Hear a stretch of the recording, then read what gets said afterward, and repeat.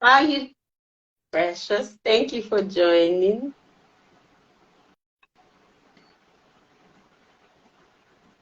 Hello. Oh, okay. I need to change my. Ah, all right. Now I can see. Yeah, same here. Good evening, sir. Thank you for joining me. Good evening. Nice to be here.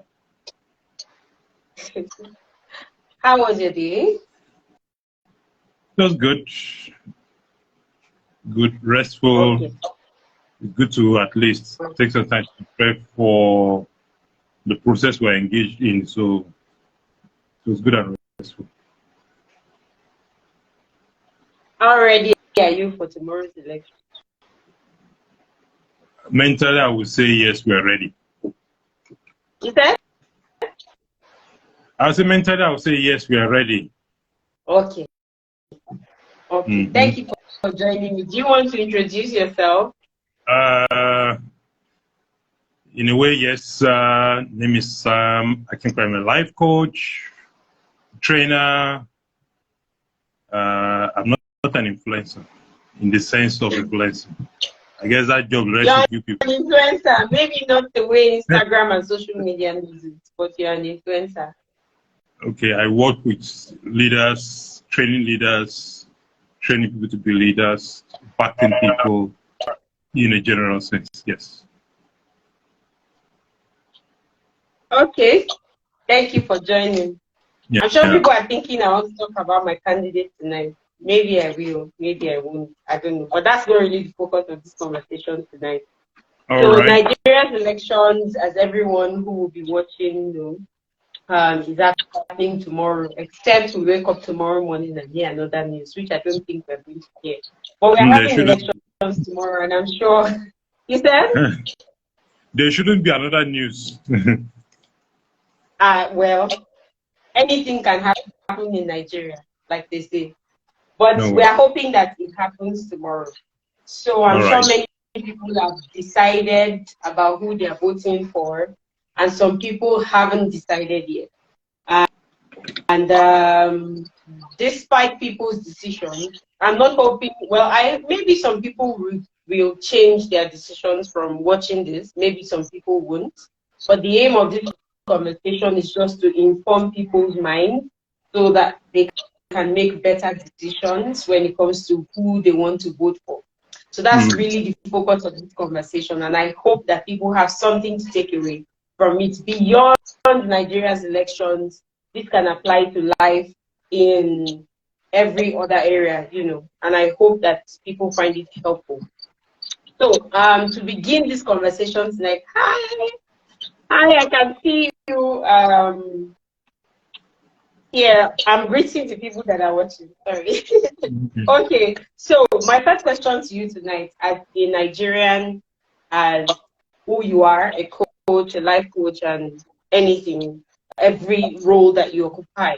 What are your expectations about these elections tomorrow? So let's talk about that before we get into the broader. Okay. Expectations for the elections tomorrow. One is that we expect that things will go well in the sense that the processes are in place. We expect that there won't be unnecessary hitches. People should be able to get to your polling center, get the materials arriving on time. They're able to do all the accreditation. They're able to vote peacefully and go to their respective homes without any form of hassle.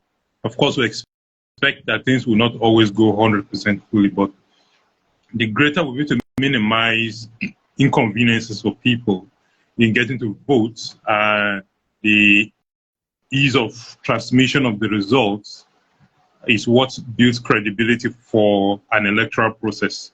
So what we're expecting for tomorrow is that all this will take place. People are able to go and vote without fear. They're able to make their decisions, and the process will be seamless, and the transmission of the result will not create unnecessary delay. So the key issue is that votes should count. What the typical say is what you see is what you get, in terms of, you can say, what to vote for is what to expect to be read. We don't want magic where you put something in the heart and something else comes out. That's not what Nigerians are expecting. So we want a credible election. That is the key and the fundamental bedrock of the democracy. Thank you. I am looking forward to a very sane election. But before I go for that, I just thought about this. What do you have to say to people who say, my vote is not going to count, so I'm not going to waste my time voting? What do you want to say to such people against tomorrow's election? Yes, they're coming from an experience where they've seen that votes don't count. But we are hoping for a better future. And in order to hope for a better future, you have to put in your own part in place, which implies that we also have hope. If you have hope, it means that you play your part and watch and see what's going to happen. Let's keep hope alive to see that we're playing a part in the whole process. It takes every bit of drop of water to create an ocean, to create an impact and all that. So if we denounce hope and which can impact on the process, the way we play our own part, it may deny us. We may even be fulfilling prophecy by ourselves, thinking that my vote will not count. If it doesn't count, why do I need to do anything? Then maybe we shouldn't do anything at all. But our votes will count one way or the other. It will count. One of the reasons we need to hinge our hopes on vote count is that we are expecting something better. Except somebody has given up hope entirely that nothing will change. He doesn't expect a better future for the country or for anything, then that is that. But if we hope into something, what the part you have to play now is for you to vote and to expect that it will count for something.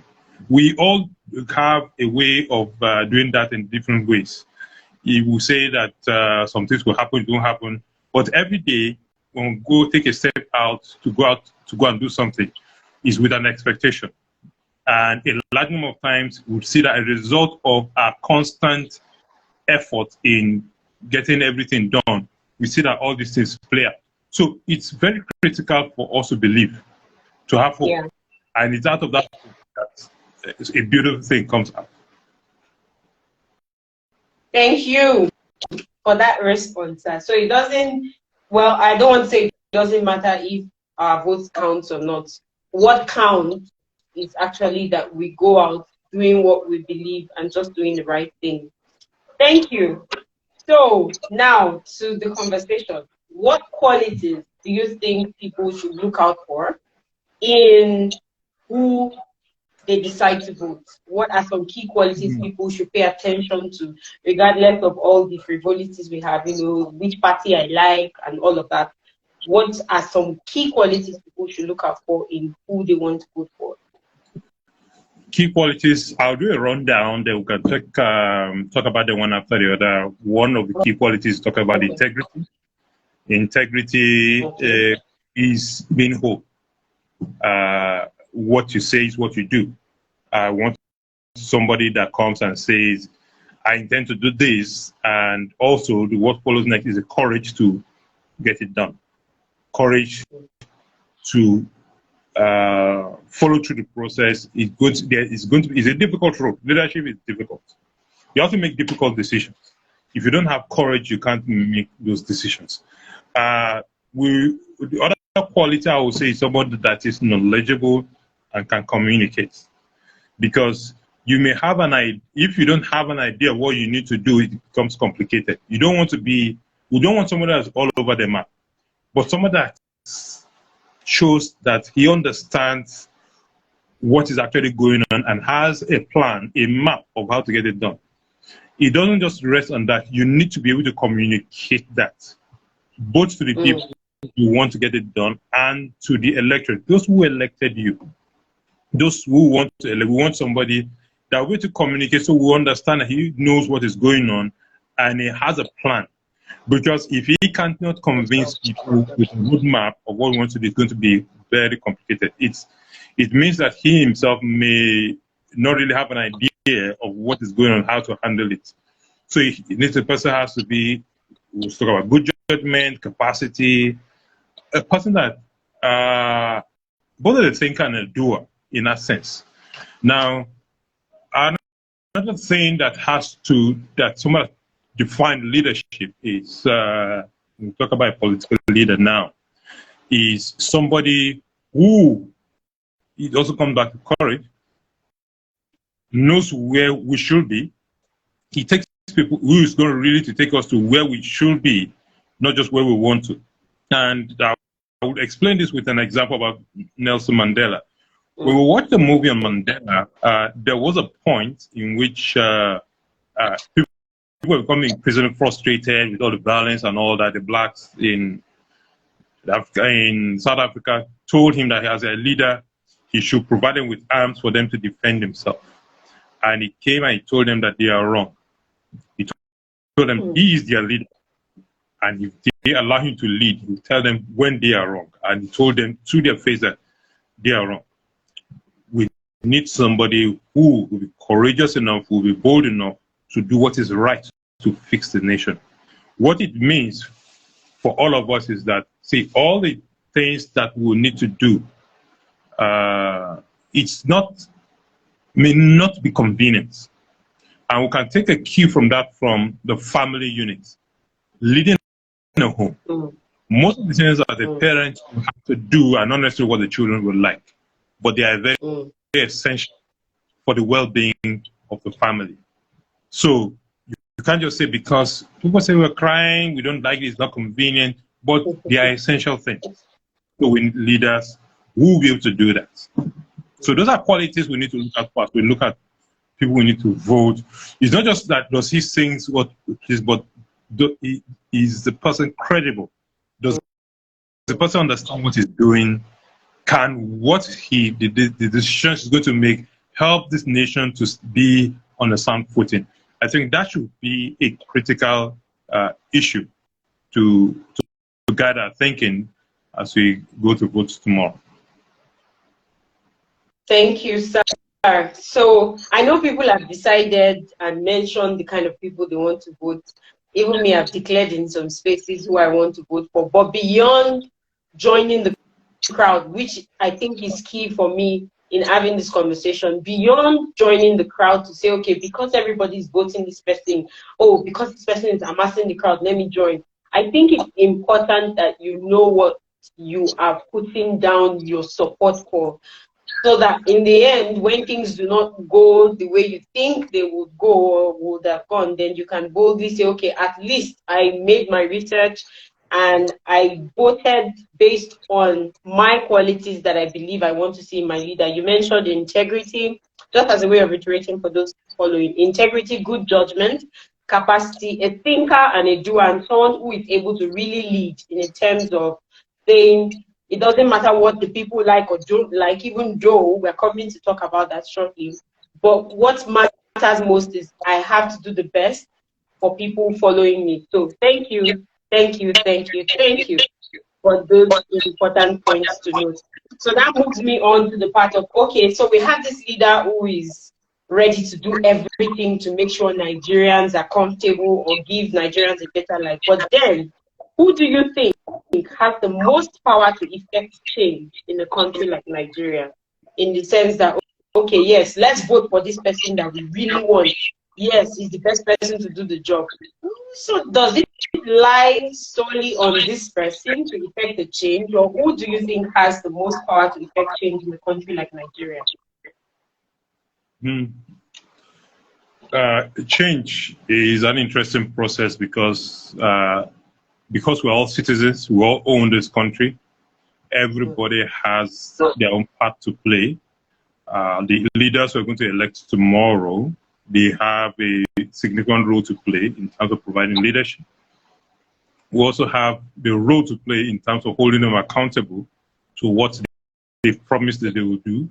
And if they don't do it, we have the right to call them out. and hold them accountable to what they need to do. That's part. But on the other hand, as citizens, when it comes to putting this nation forward on the right place, we all have a very significant role to play. A leader comes in once in the political process once every 4 years, renewable once in some cases in the House of Assembly and all that. There are no term limits. The judicial process is there and all. We have leaders at all levels that need to, but we also are leaders in our own right. We have a space to influence, to do what is right. We know what is wrong with our country. We know the things that we don't want. We know the things that should be. And just like we mentioned earlier about saying, my vote will not count. There are a lot of times to throw our hands in the air that, look, would I make a difference? But if everyone makes it to their mind that they want to chip in their own part, at the end of the day, we see that because we've all made up our mind, we can put this nation in the right pedestal. There are many things that are happening around our country today that calls for reflection on if we are living by our values, if we are living by what is right. We go around to other places, some of the statements have been made. Our leaders go to other clients, they see how things are done, but when they come back, they don't do it. But what about you and I? When we go around and see things done in particular, do we also bring, we are waking our consciousness to do things in a proper manner? For instance, I've been the last couple of months I've traveled around, and I observed one thing. When I was in Israel, I observed that when people are driving and observe that you want to cross the road, they exercise patience and they wait for you to pass. That is being considerate. They do not say no, you're off when you're and so. And this same thing happened in Togo. I was at my hotel and I took a while and I observed people at traffic intersections. Nobody was so much in a rush and he wants to beat traffic. They exercise patience for one another, and what it means that there'll be less accidents.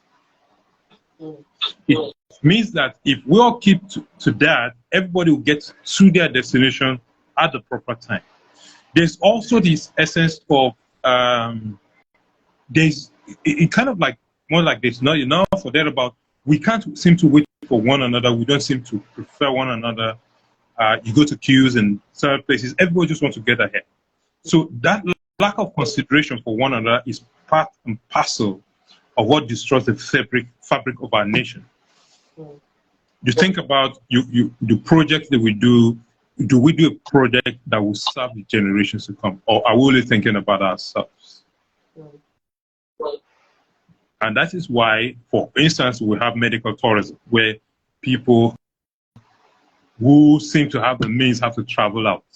If they have developed the medical system here, they would have been able to do that here.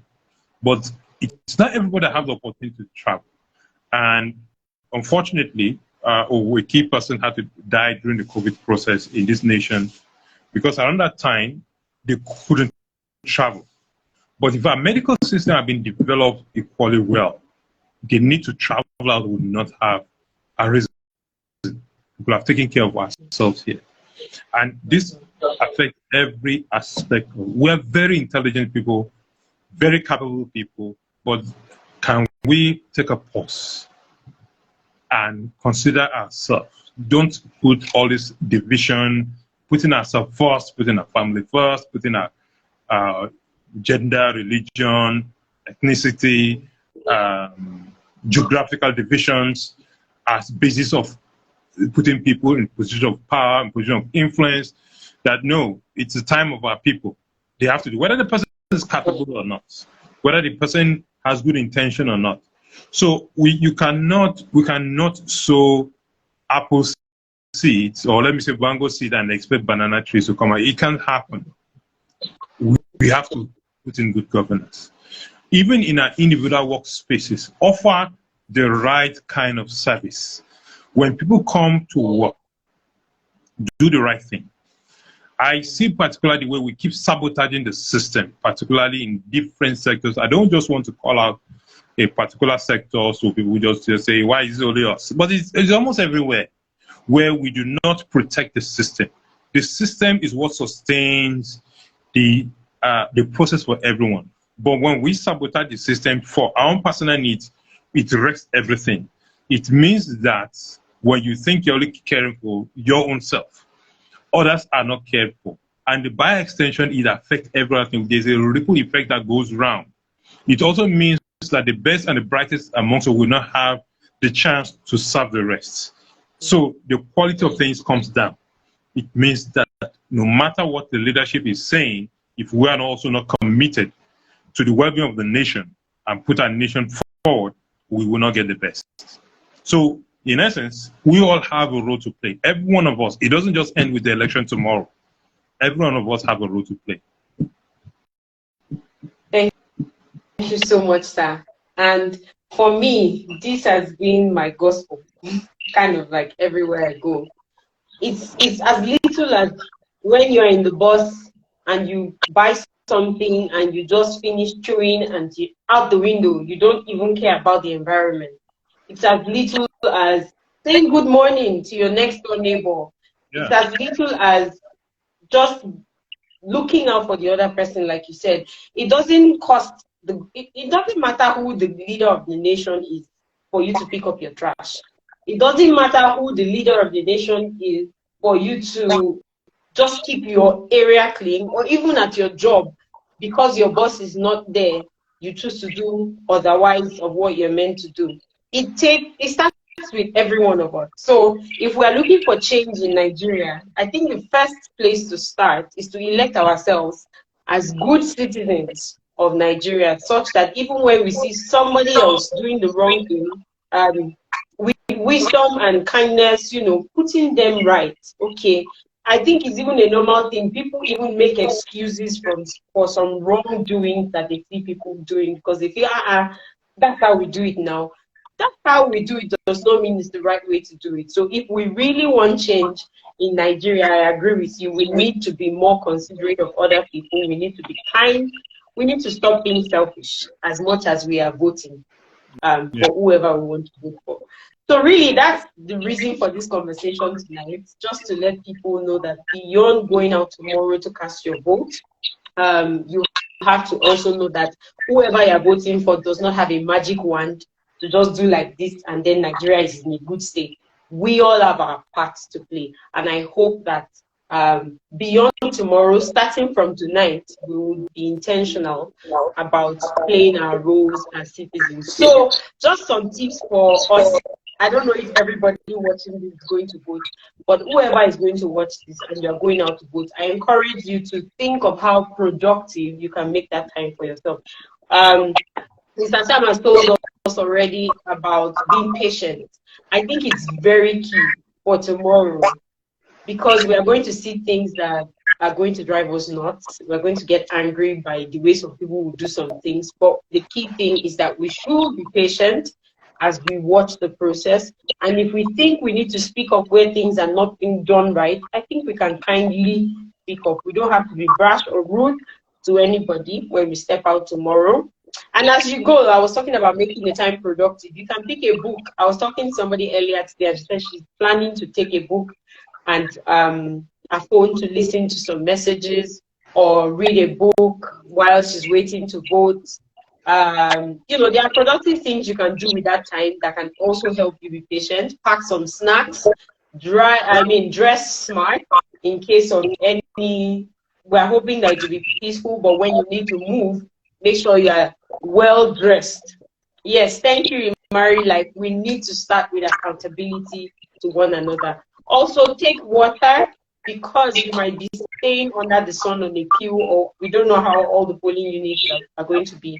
But make sure you have enough water and foods to keep you through the period. But do everything necessary to make sure you are safe and that you have a very peaceful polling unit, and we believe that all will go well. So do you have some final words for us as we wrap up, Star? Yeah, I would say that we all are the apostles or the messengers of what Nigeria is going to be like. No matter what happens tomorrow, no matter what the outcome is, we should still have hope. We should make up our mind to be different, to be the difference we intend to see. We should go out of our way to see how can help others to learn that same process. And if we change and help people one person at a time, it can have a significant difference going forward.